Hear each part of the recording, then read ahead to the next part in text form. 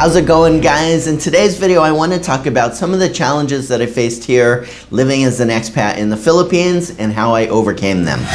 Subscribe now. So one of the first things that was a challenge here from the very beginning, and it really came up literally as I was leaving the airport on my first trip here, was money and pricing.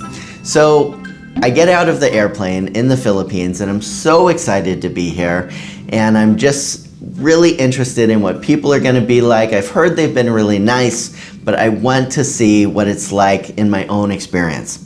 And so I go through immigration, I get my luggage, all that kind of jazz, and then I'm walking out of the airport and someone comes up and they say, "Sir, let me take your bags for you." And I'm thinking, wow, these people here are so sweet. I mean, you Americans, nobody's helping me with my bags when I'm fresh off the plane over there. But here, people are very kind. And so they want to take my luggage and they say, "Where you gotta go? We're gonna take you wherever you need to go." And I said, "Well, I need to go to Cebu City." And they said, "No problem. Only 700 pesos for the ride." 700 pesos. Well, I don't really know how much it is from one to another, but I say, well, let me think about it. So I walk a little bit further. Somebody comes up, they have a yellow taxi. "Sir, where you gotta go?" "I gotta go to Cebu City." "How much does it cost?"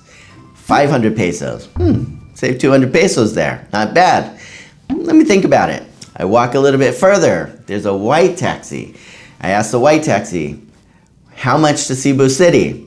350 pesos. Really? So I found, kind of by accident, that pricing is not always the same here. It really depends on who you're gonna come across. And to this day, I just know if I ever arrive at the airport where I live, I'm definitely not gonna take a taxi from the very friendly people that come to offer to help me with my bags. They're gonna charge me more than double. I'm not gonna take the yellow taxi. Sorry, yellow taxis. They're just gonna be kind of in the middle. I'm just every single time gonna pick the white taxi. They're the furthest away. I don't know why. They're gonna help you with your bags once you get there. You gotta walk a little bit further, but I know that that's gonna be the best price. I'll give you another example. I was driving with my wife and we wanted to get some fruit at a local fruit and vegetable stand. And so a Filipino wife kind of looks out the window and says, "Hey, Kuya, brother, how much is it for mangoes?" He says, 130 pesos a kilo. "Okay, get us 1 kilo. And then the guy gets a kilo. He doesn't see me, the foreigner, sitting in the driver's seat because he's kind of over to the side of it, comes up to the car, sees me, the foreigner dude, in there, and says, 270 pesos. And we both say, "Huh? What do you mean? You just told us 130 pesos per kilo." But sometimes here I found that if you are the foreigner, the price is gonna change, sometimes pretty dramatically, like in that case. Last story I'll tell you, kind of funny. We went to Boracay one time, really nice kind of vacation spot here, and we were standing in line to get some food. And as we were standing in line, there was a massage place over to the corner. And so there was one of the guys that worked there standing outside with a sign for how much it would cost for massages. And he was saying, "Hey, come on in, get a massage in here. We're great, blah, blah, blah." And I said, "No, that's all right. We're just gonna get some food. Thanks anyhow." And he says, "Come on, no, it's okay, it's okay." So he flips around the sign and he says, "Listen, I'll even give you Filipino prices." And on the other side of the sign was Filipino prices. He was showing me the foreigner prices. So that doesn't always happen here. However, this is one of the challenges in the Philippines. When it comes to what you're charged, it takes a little bit of street knowledge to kind of know what's going on, what color of taxi, and that's not the same in the Philippines. That's just for me, where I live here in Cebu. In other parts of the Philippines, I'm sure it's different. Maybe it's the purple taxis in Manila, I don't know. And same with the foreigner prices. Sometimes people are just giving you the prices, they're the same for everybody, and sometimes there's a little bit extra added on because you come from somewhere else. So when it comes to finances, That's one of the big challenges here. The other thing I found here when it comes to finances is that if you're going to get the same quality as you would in your own country, chances are not only will it be the same price, but it might even be a higher cost. So a lot of food here, I'm just really surprised at how expensive, as an example, it could be. Things like shirts, clothes, often it could be a lot more expensive here than it would be in my own country. Second big challenge that I faced here in the Philippines that fortunately has never impacted my life is that I've learned that danger looks a bit different. In the US, I've traveled down streets where I thought I was going to have the last day of my life. It's like, my goodness, this is not a friendly place to be around. Just people look very scary.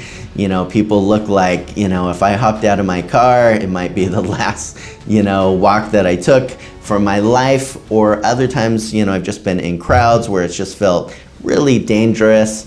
The way people look, the presence of people in a country like the US and a lot of Western countries kind of alerts you to danger. There's just certain places you shouldn't go. You could kind of get a sense there's certain types of people that are probably not best to be around. You kind of know at certain times of night, stay away from here or there. Here in the Philippines though, danger is really different than that. Danger may greet you with a very sweet smile and a handshake, and that person might be very dangerous. So I think that I'm still having to hone those skills over here of what does danger look like. It's definitely not so obvious. I do feel incredibly safe in the Philippines compared to living in the US, but still sometimes feelings can be deceptive. And so danger is another challenge area for me as an expat in the Philippines. Another thing that's really stood out to me here in the Philippines is that people all seem very sweet and kind and respectful. Truly, overwhelmingly, people here are incredible compared to anywhere else I've been in the world. I just have such a love for Filipinos, and so this video in no way is meant to be disparaging of the Philippines or Filipinos. However, I've learned that how people are on the outside is not at all how they are in the inside. And I know what you're thinking, well, it's like that everywhere. But I really find that that's even far more the case here. It really takes time to truly get to know people. I've learned that even though I'm a pretty trusting person and always have been the kind of guy that, always gives people the benefit of the doubt, always trust somebody until they give me a reason not to, I've had to change that attitude a little bit living here, and I've needed to give people time to show me that they're the type of person that I could truly trust. So yes, of course, I love people. I give people the benefit of the doubt. However, one of my challenges as an expat in the Philippines is that I also need to be a bit more wary and really get to see somebody's character over time. At times, I've been really let down. I've been a bit heartbroken by people I really thought that I could trust that I just clearly couldn't. And so that happens everywhere in the world, but it's one of the things here that feels a bit more sensitive and that I just really have to be a bit more careful with than I've been at other times in my life. Another challenge as an expat here in the Philippines is medical care. I found some amazing doctors, looking to help others, specialists. There's really amazing people here. My doctor in California was from the Philippines, and amazing doctor. And, fortunately here I've been able to find great medical care as well. Fortunately, I don't have any significant health problems. But I gotta say, sometimes the advice that I've heard doctors give, I've kind of felt like, I am definitely not a doctor, but I don't think that's quite right. And so a challenge is just going the extra step, making sure that the doctors, the medical care that you find, even for routine checkups, are just really great, professionals and great as medical doctors. And so they're definitely here, but it takes just a little bit more work to make sure that you're finding people that are really excellent, knowledgeable, experienced doctors. And another challenge so often that we've talked about here is that I've had to learn that time is definitely not of the essence here, and that just impacts so much of life. Trying to map out my day, mostly I like having everything really clear on my calendar, interviews or meetings, just set kind of to the minute, and trying to squish as much as I can into one day to be as productive as possible. And in real life here, it's just not how things work. There's always reasons why people show up late, or things start late, or this emergency, or this traffic, or whatever the excuse of the day is. And so it's been more difficult to just have the same level of productivity here that I would prefer. But with all of these challenges, I gotta say, living in the Philippines is still the place that I choose to live. It's still the place that I love to be. But as an expat living in the Philippines, there's definitely some different challenges to overcome. For me, how do I deal with these things?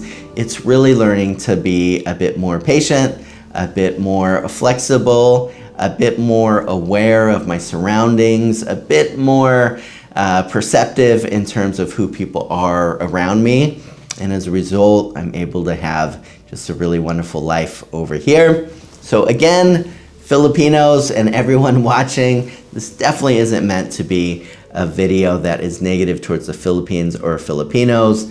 I'm grateful to be living here as a guest, and it's somewhere that I hope to live for the foreseeable future, many years to come.